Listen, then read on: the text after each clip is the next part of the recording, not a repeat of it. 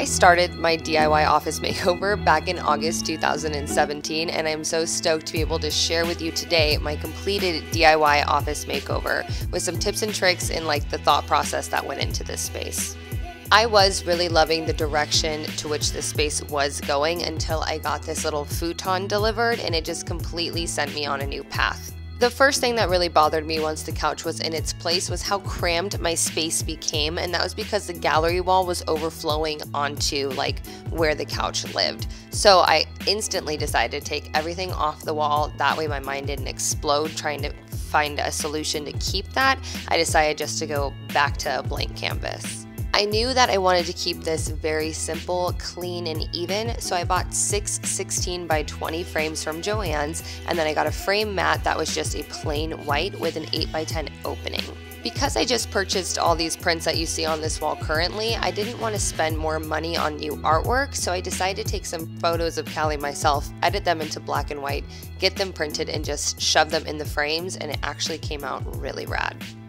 To finish up this wall, I actually showed you my solution on Sunday's video, which was a DIY floating side table, so I'll link that for you. But that's what kind of cured that unsightly little situation. I transformed this wall into a jumbo pegboard last year. I'll link it for you guys. I'm going to keep it as is. I just needed to clean it up and bring it together with some more details within home decor. That being said, the last phase is definitely shopping for home decor, but first I took note of what I wanted to change, what space I wanted to utilize for storage, if I had room for a table, if I could replace the fact that I am killing these plants with some faux plants, and I decided to list it out. While listing everything out, I refer to my Pinterest boards, and then I just go to my local HomeGoods and I get to it. I am personally not a fan of bringing a camera into any kind of place because I'm already weird filming myself. We're just gonna head to HomeGoods and I'm gonna clip in some iPhone footage, so bear with me, but your girl is still getting used to the fact that I need to film out in public more to show you the process of how I shop and how I pick things. What is this? Let's get started. These are some tips you didn't ask for, but for me, for my local HomeGoods, if I need pillows, I have to go to that section first because 9 times out of 10, I only find one pillow that I want instead of 2. Tip number 2, when in doubt, search it out. I needed 4 of these boxes, and I just had a feeling there was a third one at this HomeGoods, and sure enough, lo and behold, when I just turned the corner, there it was. So just keep searching when you think you can't find it. Tip number 3, you can use wicker baskets as a different kind of storage. This was going to be my first solution for the electrical cords. I was going to put a pot pan holder down it and then just wire everything through the back and press it up against the wall and you couldn't see it. Now I'm going to show you what I got and how I implemented it into my space. So first off were these little vases that I got, and I wanted to add them to my desk shelving that I had. I wanted to replace these books with color with something more neutral and grounded, so I decided to put both of those vases and stagger them, and then I added a crystal that I had on hand already. To decorate that floating nightstand situation, I got this R&D and these crystal candle holders, which I love. They pull the whole crystal vibe together. A wooden platform to elevate the items a little bit, and a really yummy candle, along with a fake cacti, which I don't need to worry about watering or keeping alive, which is great. I really love how this moment came together, and it actually is kind of a focal piece now on this wall, and I don't mind it because all those wires are hidden. Because I have killed everything on my pegboard wall, I decided to invest in a bunch of fake plants that had white, silver, or concrete bases to keep all the cohesiveness on that pegboard wall. I have a ginormous silver thumbs up, so I wanted to add a second quirky item, so I picked this guy up in the clearance section. I decided to kind of remove items one by one versus clearing off the pegboard because I did like the layout of my shelves and what was already up there. So instead of tearing it down like the gallery wall and working with a blank canvas, I kind of just went around and accessorized where needed, and I do think I need to add more, but I don't want to overwhelm the space because it already has a lot of personality.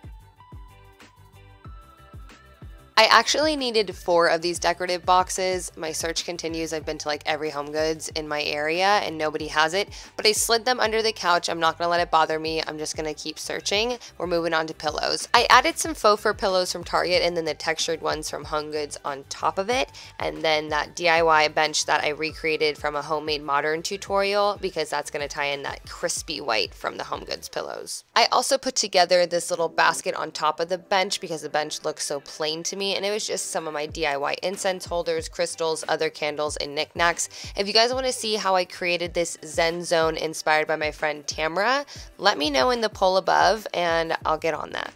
Now, because I'm crazy and I really just wanted to treat myself to completing my office space in its entirety, I invested in a little upgrade of a light fixture, which I just got off on Amazon, and I'll link it down below for you guys. I put that together, hung it up, and it made a world of difference.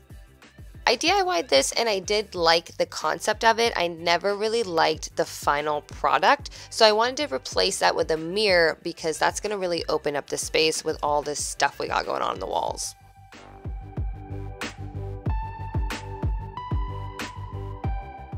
And there you guys have it. This is the before of my office, and this is the after.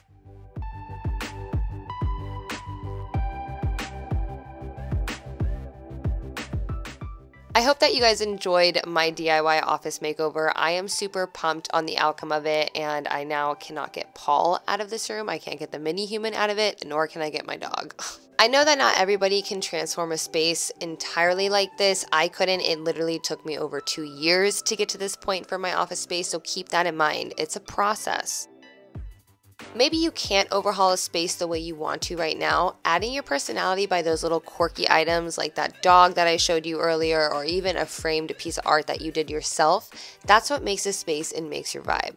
As always, thank you so much for watching. There are a ton of new humans to this channel, so thank you for joining this journey. I am so overwhelmed by the amount of positivity, love, and just support you guys have been showing. Let me know in the comments down below what DIYs you guys want to see. If you're interested in more of this flip series that I got going on lately, give this video a thumbs up so I know to work on some other rooms for you. That is it for me today. If you want to see some more detailed shots, head over to my Instagram because I'll post up close and personal ones. But until then, I'll see you Sunday for another DIY.